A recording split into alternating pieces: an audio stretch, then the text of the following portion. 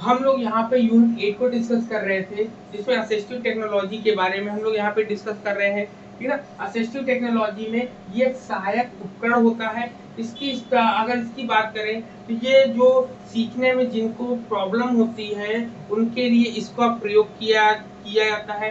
और ये IDEA जो होता है, individual with disability act, education act जो होता है, जो 2004 में आया था, इसके अनुसार जिनको सीखने में प्रॉब्लम होती है उनको इसके बारे में इसकी सहायता दी जाती है। जिसमें अगर एग्जाम्पल के रूप में लेंगे तो आपका क्या आ जाएगा, एकेडमिक एंड लर्निंग एड्स आ जाएगा, शैक्षणिक और शिक्षा सहायक सामग्री आपका आ जाएगा, ठीक है ना। शिक्षा सहायक सामग्री आपका आ जाएगा। नंबर 2 पर अगर हम बात करेंगे, नंबर 2 पे आपका कैलकुलेटर हो जाएगा आपका,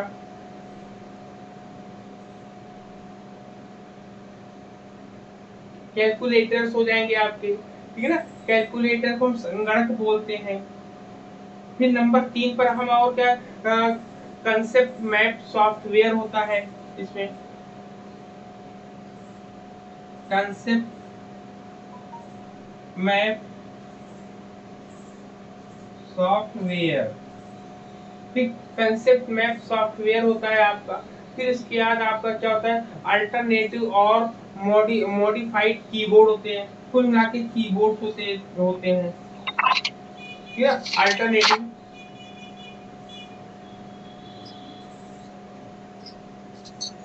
अल्टरनेटिव एंड मॉडिफाइड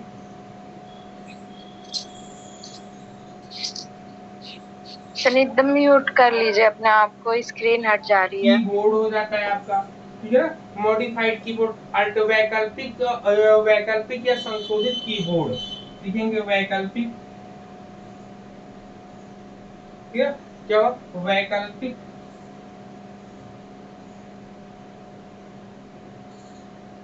और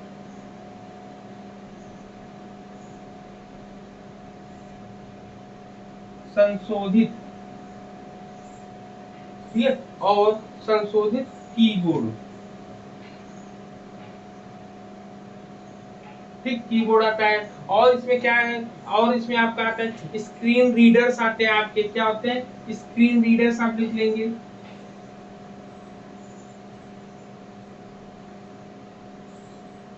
स्क्रीन रीडर्स आता है आपका, ठीक। स्क्रीन रीडर के साथ साथ आपका कंप्यूटर सॉफ्टवेयर आते हैं आपके,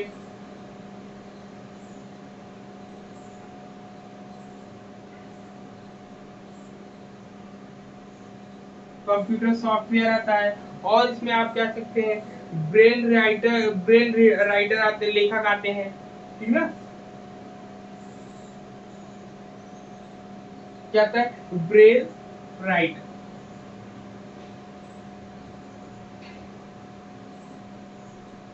ब्रेल राइटर मतलब ब्रेल लेखक आते हैं आपके। और इसमें आपका विजुअल एड्स आ सकता है आपका, विजुअल एड एड्स आएंगे, विजुअल एड्स आ जाएंगे आपके, ठीक। इतनी चीजें इसके अंदर हम लोग लाकर रखते हैं। और भी चीजें आ सकती हैं जो आपको लगे इसमें आप इसमें रख सकते हैं। लेकिन इसके अंतर्गत, इसके अगर हम बात करेंगे सीखने की समस्याओं के प्रकार में सहायक सामग्री को कैसे पता चलेंगे कि सीखने सहायक सामग्री की आवश्यकता है, मतलब असिस्टिव टेक्नोलॉजी की किनको आवश्यकता है, इसकी पहचान हम कैसे करेंगे। तो इसकी पहचान हम कर सकते हैं ऐसे, ठीक। इसकी क्या हो जाएगी, इसमें कैसे पहचान करेंगे, लिखेंगे आप, लिखेंगे सीखने की समस्या के प्रकार, सीखने की समस्या के प्रकार, ठीक है ना, प्रकार में सहायक तकनीकी का प्रयोग, या सहायक तकनीकी का प्रयोग हम किनके लिए करते हैं ये बताने के लिए। सबसे पहले लिसनिंग में, जिनको सुनने में प्रॉब्लम होगी, किसमें होगी, सुनने में, लिसनिंग, ठीक है। मेरे साथ लिखेंगे, सर ये यूज है। टूल्स नहीं है ये, हमें पता चलना करना होगा ना कि आखिर असिस्टिव टेक्नोलॉजी कौन यूज करेगा या किसके लिए ये बनाया जाएगा। तो लिसनिंग में जिनको सुनने में प्रॉब्लम हो इनके लिए उसके लिए होगी सहायक सामग्री का हम प्रयोग करेंगे। दूसरा आपका जिनको रीडिंग में प्रॉब्लम हो, रीडिंग में जिनको मतलब पढ़ने में, ठीक है, क्या हुआ, पढ़ना, रीडिंग में पढ़ना, जिनको पढ़ने में प्रॉब्लम हो। फिर इसके बाद और आपका क्या आता है, फिर आपका राइटिंग, जिसको लिखने में दिक्कत हो, आपका राइटिंग, जिनको लिखने में दिक्कत हो आपका। फिर या फिर और हम कह सकते हैं लिखना हो जाएगा। नंबर 4 की हम बात करेंगे तो नंबर 4 पर आपको क्या हो जाएगा, मेमोरी इश्यूज आ जाएंगे। मेमोरी इश्यूज आपका आ जाएगा। मेमोरी इश्यूज में आपकी स्मृति मुद्दे हो जाएंगी, स्मृति मुद्दे, स्मृति मतलब जिनको बार बार जो लोग भूल जाते हैं उनके लिए। फिर आपका मैथमेटिक्स होगा,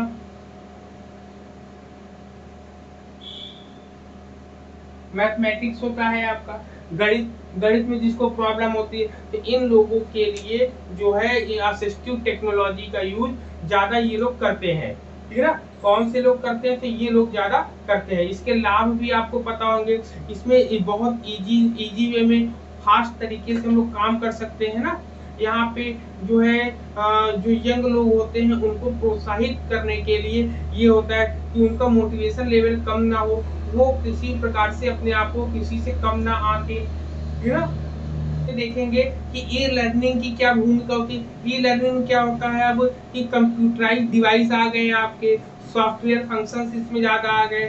टेक्स्ट टू स्पीच आप देखते हैं कि अपने मोबाइल में बोलने वाला भी आपके रहता है ना, उसमें वो कि अगर आप कोई चीज पढ़ नहीं पा रहे हो तो आप उसको अगर आप उसमें स्पीकर टाइप एक बना रहता है, उसको आप अगर क्लिक करोगे तो जो लिखा रहता है आपके गूगल में वो पूरा पढ़कर आपको बताएगा आपका, ठीक है ना।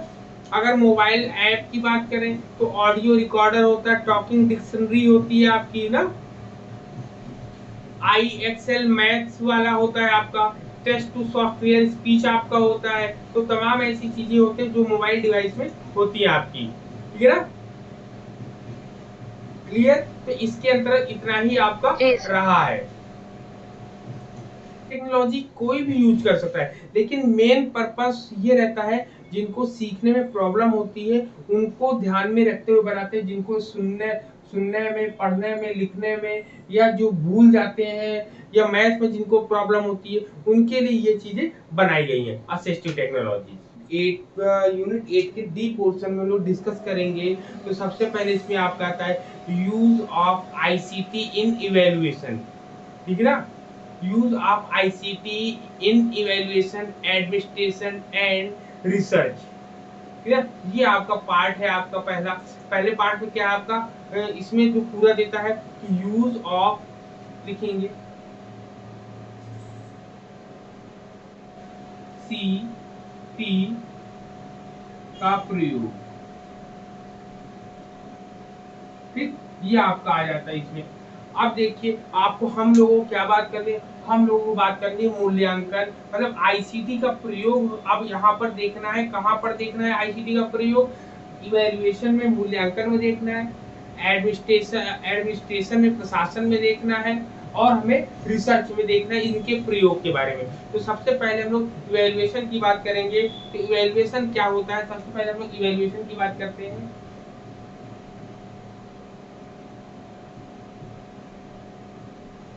ठीक, इवैल्यूएशन की बात करते हैं जिसको हम लोग मूल्यांकन बोलते हैं। क्या बोलते हैं, ठीक, मूल्यांकन की बात करते हैं। तो मूल्यांकन में क्या होता है, मूल्यांकन होता है एक मतलब मूल्यांकन योग्यता का प्रणालीगत निर्धारण होता है। मतलब किसी विषय वस्तु या किसी भी रेटिंग की जांच करने की प्रक्रिया ही आपकी मूल्यांकन कहलाती है। मूल्यांकन मुख्य रूप से 2 प्रकार के होते हैं। कौन कौन से 2 प्रकार के होते हैं आपको मैं कई बार बता चुका हूँ। एक होता है फॉर्मेटिव,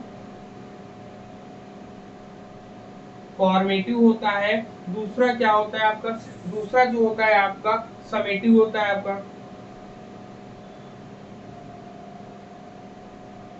समेटिव होता है। फॉर्मेटिव को रचनात्मक बोलते हैं और दूसरे को संकलनात्मक बोलते हैं, या योगात्मक आप देखो ज्यादा अच्छे से आपको समझाएगा।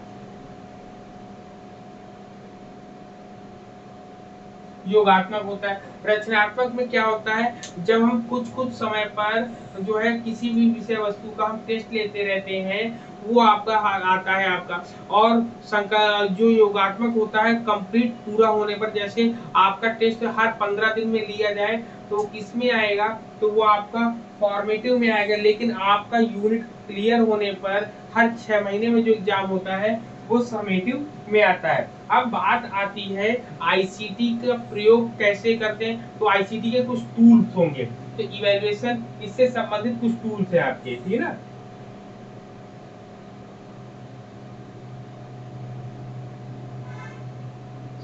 सर फॉर्मेटिव का क्या है, जब सर लास्ट में होता है नहीं, फॉर्मेटिव का? फॉर्मेटिव में क्या होता है, जब कुछ कुछ समय पर हम लोग टेस्ट लेते हैं, जैसे हर 15 दिन में आपका टेस्ट लिया जाए तो आपका फॉर्मेटिव कहलाता है। लेकिन आपका जब हर 6 महीने, जैसे सेमेस्टर प्रणाली लागू हो गई है, तो सेमेस्टर में जो एग्जाम लिया जाता है वो समेटिव के अंतर्गत आता है। लेकिन इसके अंदर जो इंटरनल एग्जाम होते हैं ना, हर 1 महीने में आपका एग्जाम हो रहा है, हर 15 दिन में आपका एग्जाम हो रहा है, तो वो आपका फॉर्मेटिव होता है। इसमें संशोधन हो सकता है। इसमें क्या करते हैं, किसी भी स्टूडेंट की कमियों को धीरे धीरे हम कमियों को पूरा करते हैं। जैसे मान लो हमने एक यूनिट पढ़ाया, एक यूनिट पढ़ाने के बाद मैंने उसका टेस्ट लिया, देखा उसके अंदर क्या क्या कमियां हैं, उसको मैंने वहीं पर सॉर्ट आउट कर दिया। तो यहाँ पर कमियों को दूर किया जाता है, यहाँ पर सुधार किया जाता है, जबकि यहाँ पर सुधार नहीं किया जाता है, यहाँ पर सीधे डायरेक्ट रिजल्ट देते हैं, यहाँ सुधार की कोई गुंजाइश नहीं होती है आपकी। ठीक, अब इससे संबंधित जो इवैल्यूएशन टूल होते हैं आईसीटी के माध्यम से, देखिए कौन कौन से टूल्स हम यूज करते हैं, इसको भी नोट डाउन हम लोगों को कर लेना है। इसमें आपका सबसे पहले पीपीटी आती है, पेपर पेंसिल टेस्ट, पीपीटी, जिसको बोलते हैं paper pencil test, paper paper pencil, paper pencil test, paper and pencil डाल दो, एंड डाल दो इसमें पेपर पेंसिल। तीसरा वाला क्या बताया, इवैल्यूएशन टोटल्स, क्या हो गया, जो तीसरा पॉइंट इवैल्यूएशन टोटल्स, इसके अंदर बताएंगे। ये टूल्स होते हैं, ये टूल्स है, मतलब कहने का मतलब कि आईसीटी का प्रयोग, भाई मूल्यांकन आपके 2 प्रकार के होते हैं, एक फॉर्मेटिव होता है, दूसरा समेटिव होता है। अब उसी के आधार पे फॉर्मेटिव की डेफिनेशन मैंने बताई, जब हम कुछ कुछ समय पर किसी भी टेस्ट लेते हैं तो आपका फॉर्मेटिव में आता है। समेटिव में क्या आता है कि कंप्लीट आपका सिलेबस पूरा होने के बाद जब आपका एग्जाम लिया जाता है तो आपका समेटिव में जाता है। इसमें हम लोग सुधार कर सकते हैं, इंप्रूवमेंट कर सकते हैं, इसमें सुधार इंप्रूवमेंट नहीं करते, सीधे के सीधे रिजल्ट मिलेगा आपको, ठीक है ना। तो इससे संबंधित जो हम आईसीटी का प्रयोग इसके अंदर कैसे करते हैं मूल्यांकन के लिए, ये होता है पेपर पेंसिल टेस्ट, पीपीटी होता है। फिर आपका दूसरा होता है सीबीटी होता है, आपका दूसरा क्या होता है, सीबीटी, कि इसका फुल फॉर्म होता है कंप्यूटर बेस्ड टेस्ट,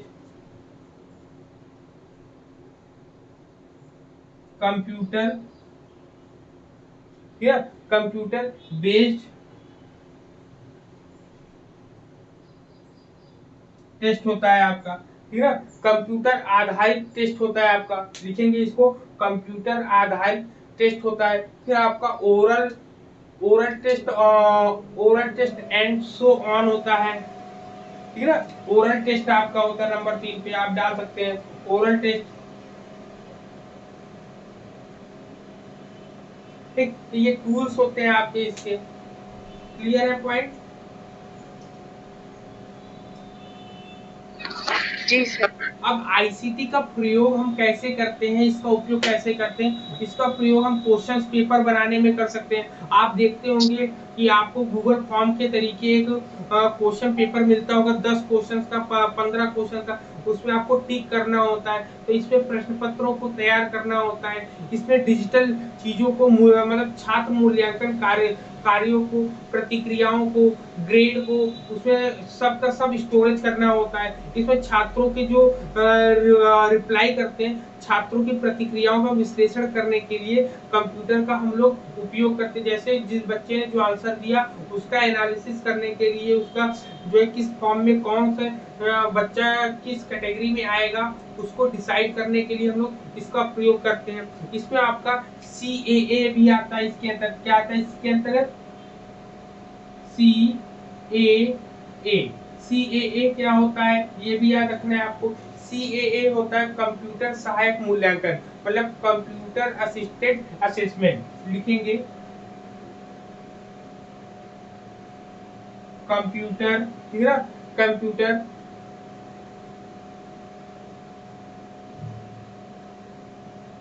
असिस्टेड, ठीक है, कंप्यूटर असिस्टेड असेसमेंट।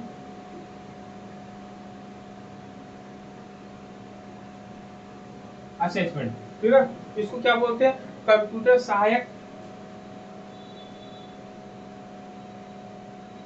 कंप्यूटर सहायक आकलन।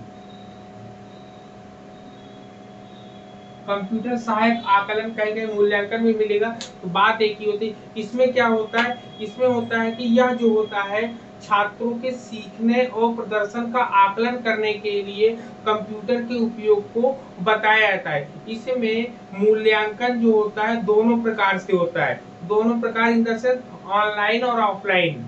लिखेंगे इसमें मूल्यांकन दोनों प्रकार, ठीक है, दोनों प्रकार कौन कौन से, ऑनलाइन नंबर 1, नंबर 2 ऑफलाइन, दोनों प्रकार से किया जाता है, ठीक है ना। इसमें कंप्यूटर की सहायता से हम ऑनलाइन और ऑफलाइन दोनों मोड से बच्चे का जो है आकलन करते हैं यहाँ पर, ठीक है ना। पॉइंट यहाँ पर क्लियर हो रहा है। फिर इसके बाद इसमें और क्या आता है, इसमें आपका आता है कैट, क्या आता है, ये सब इवेल्युएशन में ही आपका आएगा, ठीक है। इसके बाद आपका क्या आता है, कैट आता है, CAT कैट। कैट क्या होता है आपका, कंप्यूटर एडेप्टिव टेस्टिंग। क्या होता है, computer adaptive, computer adaptive testing,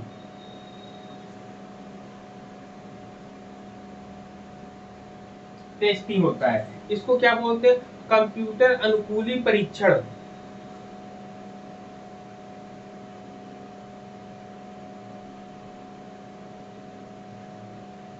computer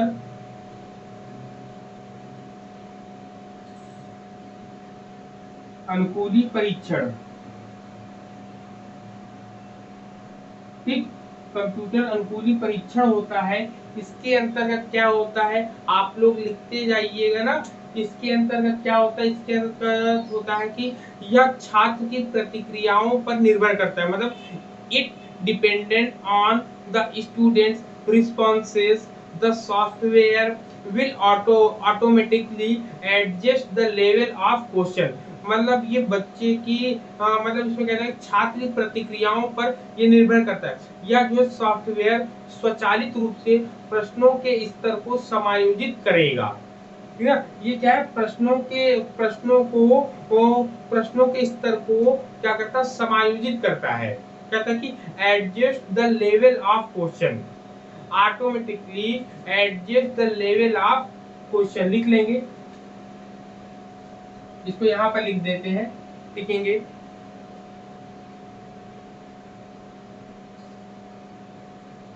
adjust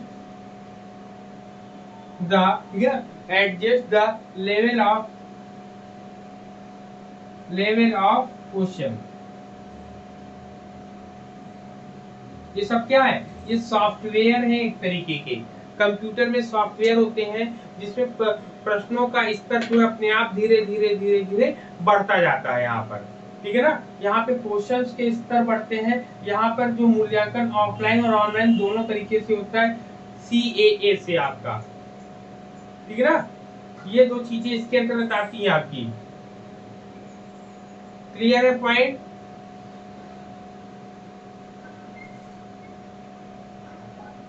sir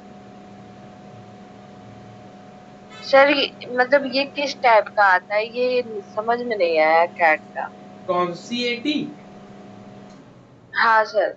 CAT का मतलब होता है, इसमें कहते हैं कि कंप्यूटर में जब बच्चा बैठता है तो अपनी चीजों को टाइप करता है, तो वहां पे क्वेश्चंस के लेवल को धीरे धीरे ग्रो कराता है। यहाँ पे आपको क्वेश्चंस पेपर मिलेंगे, यहाँ पर क्वेश्चन पेपर ऐसे होंगे जो लोवेस्ट लेवल से बढ़कर हायर लेवल तक आपके जाएंगे इसमें, ठीक है ना। इसमें क्या होता है, दोनों में डिफरेंस जान लो तो समझ में आ जाएगा। CAA में क्या होता है, कंप्यूटर सहायक आकलन है, ये मूल्यांकन करता है। मूल्यांकन ऑन द सेंस कि ऑनलाइन और ऑफलाइन दोनों तरीके से आपका मूल्यांकन करेगा। लेकिन CAT क्या होता है, कंप्यूटर अनुकूली परीक्षण, मतलब कंप्यूटर जो है अपने अनुसार जो ऑटोमेटिक जो है क्वेश्चंस के लेवल को हाई कर देगा। जैसे आपने देखा होगा कि गेम खेलते जाओ, तो गेम जैसे आप खेलते हैं वो गेम का लेवल अपने आप ऑटोमेटिक जो है बढ़ता जाता है ना। टफ पहले इजी रहता है, इजी से टफ में जाता है, फिर और टफ जाता है, तो उसका लेवल जैसे बढ़ता है वैसे ही इसमें भी होता है कि वो क्वेश्चंस आपके क्वेश्चन पेपर उसमें सेट रहता है। जैसे जैसे आपकी कैपेबिलिटी होगी, अगर आपने ज्यादा सही उत्तर देते गए तो आपके लिए धीरे धीरे टफ होता है, लेकिन आपने कहीं गलत उत्तर भी दिया, सही उत्तर भी दिया, तो वो लेवल एक एवरेज लेवल में आपका क्वेश्चन देगा जब तक आप अच्छे लेवल पे कंटिन्यू आंसर नहीं दे लेते हो, ठीक है ना। तो ये ऐसे कैट होता है, CAT कैट, इसमें कंप्यूटर एडेप्टिव टेस्टिंग होती है आपकी। क्लियर है पॉइंट? की बात हम लोग करेंगे तो एडमिनिस्ट्रेशन के बारे में हम लोगों ने यूनिट 9 में पढ़ चुके हैं कि प्रशासन जो है एक संगठन है, कार्यालय है या व्यवसाय को चलाने की प्रक्रिया को संदर्भित करता है। संगठन एडमिनिस्ट्रेशन कहते हैं। Administration refers to the process of running and organisation office और बिजनेस। मतलब अगर प्रशासन की बात करें तो प्रशासन क्या होता है, एक प्रोसेस है जिसके अंतर्गत ऑर्गेनाइजेशन मतलब संगठन, ऑफिस मतलब कार्यालय, एंड बिजनेस मतलब व्यवसाय को चलाने की एक प्रक्रिया है।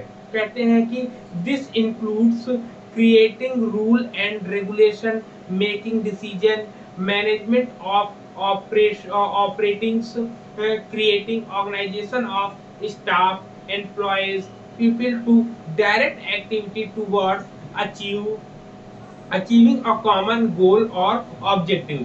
मतलब कहते हैं कि इसमें प्रशासन में नियम होते हैं, निर्णय लेने की क्षमताएं होती हैं, संचालन का प्रबंधन होता है, एक सामान्य लक्ष्य या उद्देश्य को प्राप्त करने की दिशा में। मतलब एक आपके सामने गोल होता है या ऑब्जेक्टिव होता है, उस गोल और ऑब्जेक्टिव को पाने के लिए नियम बनते हैं, कायदे कानून बनते हैं, उनका डिसीजन मेकिंग होता है, मतलब संचालन का प्रबंधन, निर्णय लिया जाता है आपका।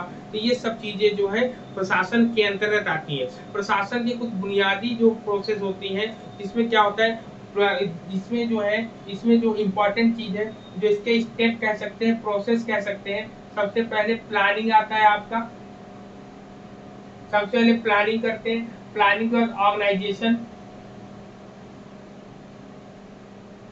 ठीक, प्लानिंग के बाद ऑर्गेनाइजिंग होती है, प्लानिंग के बाद ऑर्गेनाइजिंग, प्लानिंग में होता है योजना, ठीक, ऑर्गेनाइजिंग में होता है आयोजन करना, आयोजन होता है। फिर इसके बाद आपका आता है डायरेक्टिंग आता है आपका, फिर इसके बाद आपको क्या आता है, डायरेक्टिंग आती है।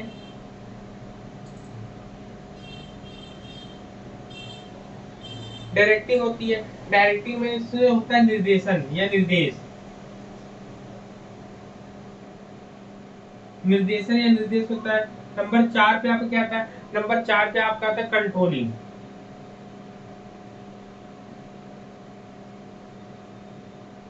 मतलब नियंत्रण।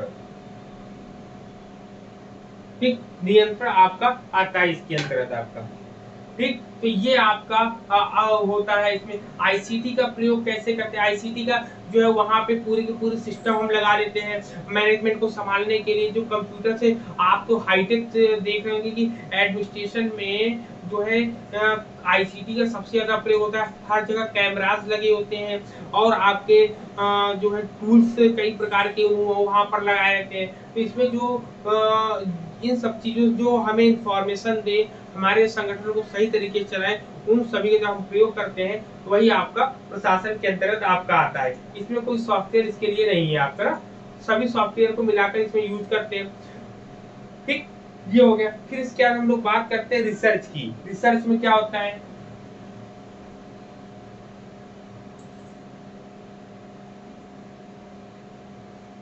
ठीक, रिसर्च में क्या होता है? रिसर्च का मतलब आप लोग जानते ही हैं, री सर्च। मतलब इसमें रिसर्च में जब कभी किसी चीज को नए तरीके से हम लोग प्रेजेंट करते हैं तो वही आपका रिसर्च कहलाता है।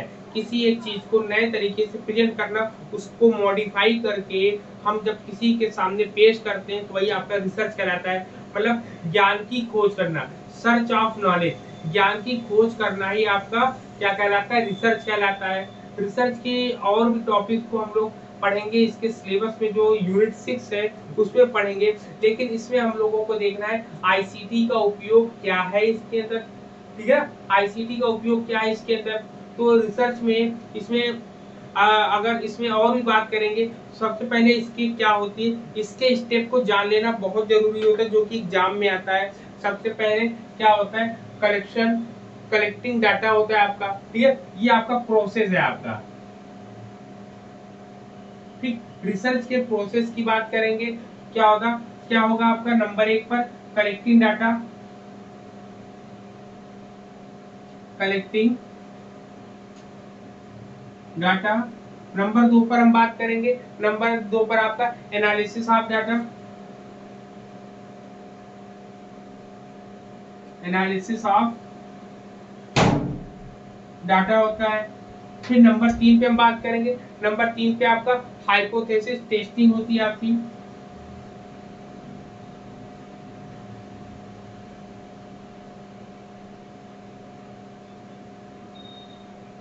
हाइपोथेसिस टेस्टिंग होती है आपकी। नंबर 4 पे आप क्या होता है? जनरलाइजेशन होता है आपका। Interpretation and generalisation.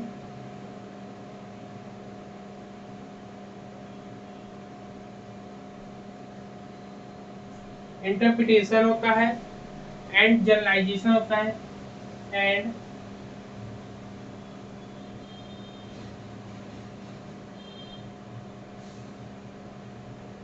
जनरलाइजेशन होता है। नंबर 5 पे हम बात करेंगे, आपका कंक्लूजन या निष्कर्ष निकलता है। ठीक है, डाटा कलेक्शन को हम लोग क्या बोलते हैं? डाटा कलेक्शन को बोलते हैं आंकड़ा एकत्र करना, आंकड़ा इकट्ठा करना, आंकड़ा एकत्र करना। ठीक है, आंकड़ा एकत्र करना होता है। एनालिसिस ऑफ डाटा का मतलब क्या होता है? आंकड़ा का विश्लेषण, आंकड़ों का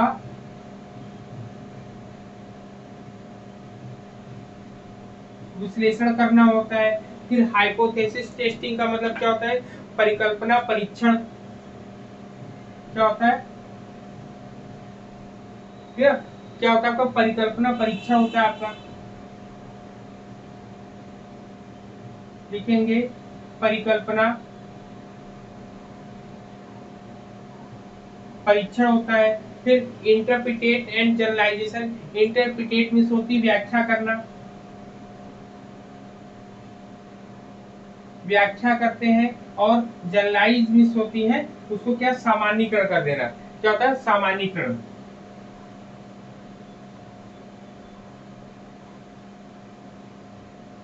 सामान्यीकरण होता है। और कंक्लूजन मीन्स क्या होता है? निष्कर्ष।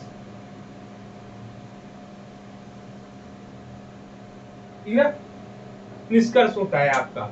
क्लियर, यहाँ पे ये पॉइंट यूज कर रहा है, लेकिन हम लोगों को ये ध्यान में रखना है आईसीटी, कहते हैं आईसीटी फॉर रिसर्च, रिसर्च में आईसीटी का क्या योगदान है, क्या प्रयोग है, उसको भी हम लोग डिस्कस करेंगे ना, यहाँ पे डिस्कस कर लेते हैं। चलो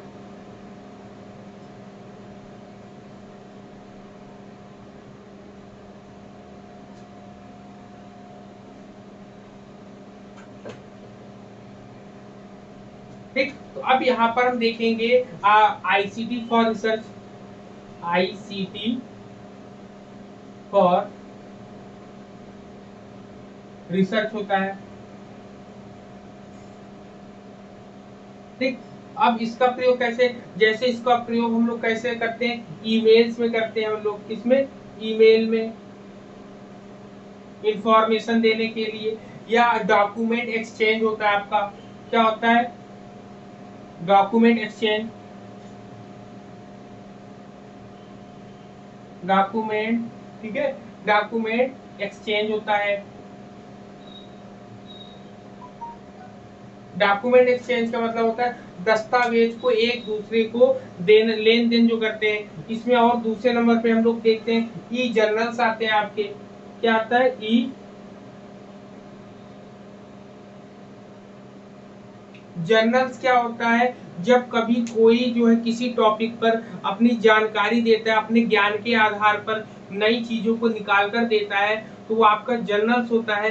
ई जर्नल्स क्या होता है, जब आपको इलेक्ट्रॉनिक तरीके से जर्नल्स के बारे में जानकारी मिले, ये होता है। और आपको इसमें ई बुक्स आते हैं, आपकी ई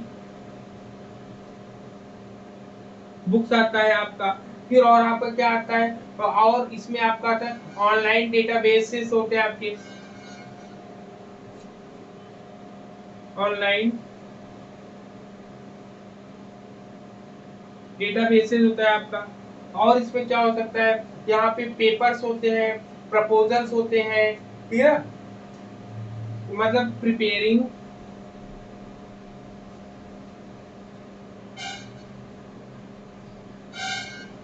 प्रिपेयरिंग में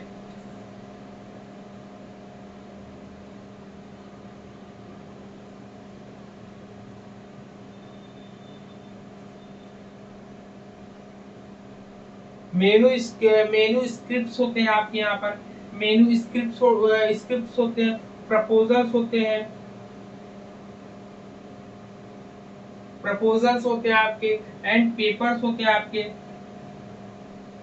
रिसर्च पेपर जो होते हैं। तो ये सब चीजें जो होती हैं इसी के अंतर्गत आपकी आ जाती है इसमें, ठीक है। इसमें आपका क्या होता है, इसमें ईमेल डॉक्यूमेंट होते हैं, ई जर्नल्स होते हैं, ई बुक्स होते हैं, ऑनलाइन डेटाबेसेस होते हैं, प्रिपेयरिंग मेनू स्क्रिप्ट होता है, प्रपोजल्स होते हैं, पेपर्स होते हैं, ये सब चीजें आती हैं। इसमें वेबसाइट का यूज हम ये डाल सकते हो ना, जो भी इसमें प्लेगरिज्म चेक करी जाती है, प्लेगरिज्म के लिए भी सॉफ्टवेयर बनाए गए हैं आपके, ठीक है ना, प्लेगरिज्म के लिए भी सॉफ्टवेयर जो बनाए गए उससे संबंधित चीजें आपकी, ठीक है। तो यहाँ पर इतनी चीजें आज हम लोगों ने डिस्कस कर लिया है। अब हम लोग जो कल डिस्कस करने वाले हैं, ई पोर्टफोलियोज के बारे में हम डिस्कस करेंगे ना, ई पोर्टफोलियोज के बारे में हम लोग डिस्कस करेंगे। अब हम लोग कल की डेट में ई पोर्टफोलियो और उससे संबंधित आगे की चीजों को हम डिस्कस करेंगे। और आज की क्लास यहीं तक रहेगी, नेक्स्ट क्लास में मिलेंगे, तब तक के लिए सभी को जय हिंद।